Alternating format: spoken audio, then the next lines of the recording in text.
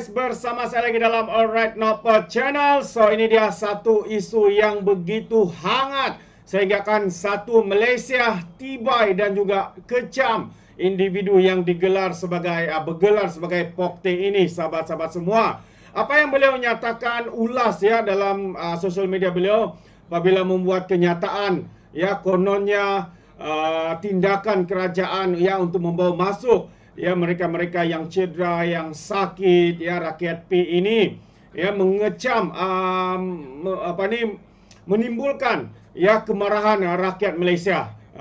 Kononnya apa yang dilakukan ini oleh kerajaan perpaduan dan juga Perdana Menteri satu yang tidak berbaloi, kenapa harus dilakukan, dipersoalah begitu. Kenapa bukan semua rakyat P ini dibawa masuk ke Malaysia? Ada walaun-walaun turut menyokong, katanya kenapa tidak diberi IC sahaja tinggal dalam negara kita. Ini antara kenyataan-kenyataan yang bagi saya adalah satu kenyataan yang biadab, yang tidak berperi kemanusiaan. Ya, kerajaan kita melakukan ini bukan kerana politik. Ya, ini kerana ya sikap kemanusiaan itu adalah sesuatu yang harus ada di dalam kita sebagai manusia, ya, di mana tempat mereka bersandar kalau bukan kepada mereka-mereka yang melihat bahwa apa yang berlaku ke atas negara ini ya adalah satu perkara yang amat ya mendukacitakan seluruh Malaysia dan juga seluruh dunia.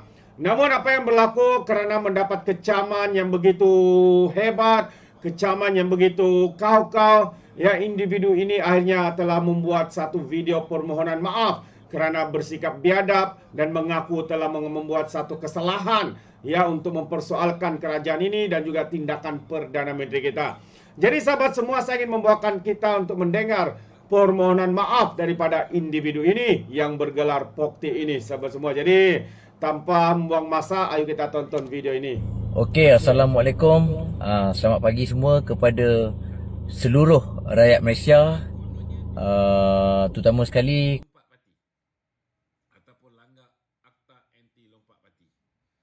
kepada Perdana Menteri kita lah, kepada Datuk Seri Anwar Ibrahim, okey, kepada semua rakyat Malaysia.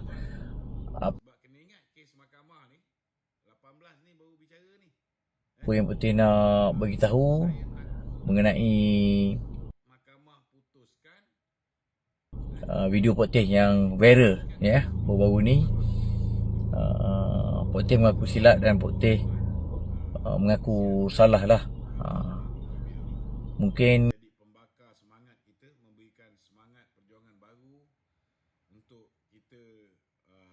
ialah dalam banyak-banyak video pokteh buat, itulah video yang paling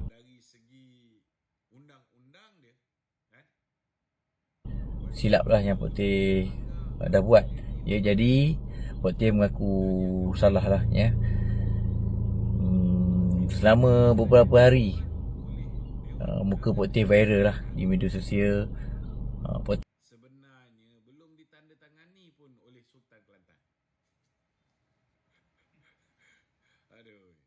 tak sempat pun nak tengok, tapi bila ramai yang tag pokteh, jadi pokteh pun bacalah. Pokteh anggap perkara ni terlalu serius, jadi pokteh tak tahu sampai begitu terguris hati ramai pihak ya, terutama sekali rakyat Malaysia untuk keluarkan kenyataan yang melampau terhadap kebawadulian di-Pertuan Agong, mungkin yang beragama Islam dan Perdana Menteri lah, Datuk Seri Anwar Ibrahim. Pokteh tak tahu sampai begitu viral lah kesalahan yang pokteh lakukan. Jadi dengan itu pokteh mohon maaf kepada seluruh rakyat Malaysia, terutama sekali orang Melayu lah, beragama Islam dan Perdana Menteri.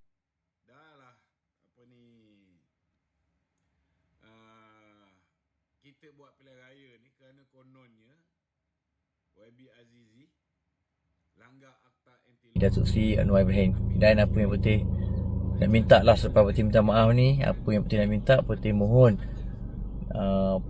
Perdana. Cuba bayangkan, ini semua Allah Ta'ala ni kerja tuan-tuan. Menteri Datuk Seri Anwar Ibrahim memberi sedikit katalah memaafkan kesilapan Putih, sebab Putih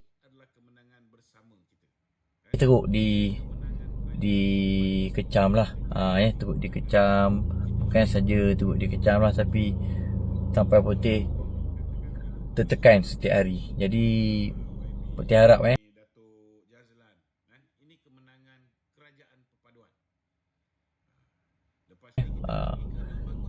semua rakyat Malaysia, terutama sekali orang Melayu lah, beragama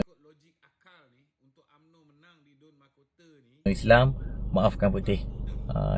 Putih mengaku Putih silap, dan Putih janji Putih tak sentuh lagi lah isu-isu yang sensitif lepas ni. Putih berjanji Putih tak akan lagi buat video-video yang mengguris hati ramai pihak. Jadi itulah yang Putih boleh sampaikan. Baik, Assalamualaikum.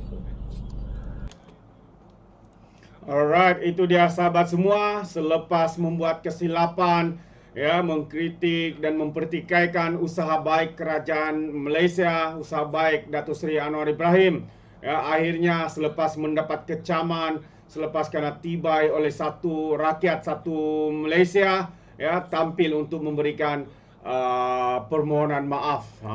Lain kali kita harapkan individu sesiapapun sebenarnya kalau mau membuat satu kenyataan konten untuk mau dapatkan view banyak, itu berhati-hati dengan kenyataan. Bukan semua konten itu adalah satu yang perlu dijadikan isu seperti mana yang berlaku ini. Itu dia, itu pandangan saya lah. Jadi sebagaimana dengan anda sahabat semua, anda berikan komen anda di dalam ruangan komen. Tapi sebelum saya mengundurkan diri, saya juga ingin memberikan sedikit perkembangan satu kenyataan terkini daripada Perdana Menteri kita, Datuk Seri Anwar Ibrahim, yang mana Datuk Seri menyatakan Barat tak perlu ajar dunia Islam erti demokrasi dan juga hak asasi. Apa yang dimaksudkan oleh Datuk Seri dengan kenyataan ini? Jadi kalau kita lihat, Datuk Seri Anwar Ibrahim menegaskan negara Barat tidak perlu mengajar dunia Islam mengenai makna demokrasi, hak asasi dan kemampanan pembangunan. Beliau berkata negara Barat sebaliknya perlu menghentikan usaha mengawal media antarabangsa semata-mata demi mengetengahkan naratif yang tidak tepat mengenai peperangan di Gaza ini, di Palestin. Jadi Perdana Menteri berkata, negara Barat juga perlu memperbetulkan naratif dan mengakui bahawa pergolakan di Palestin bermula dan berlarutan sejak 1948 dan bukannya bermula akibat serangan Hamas pada 7 Oktober.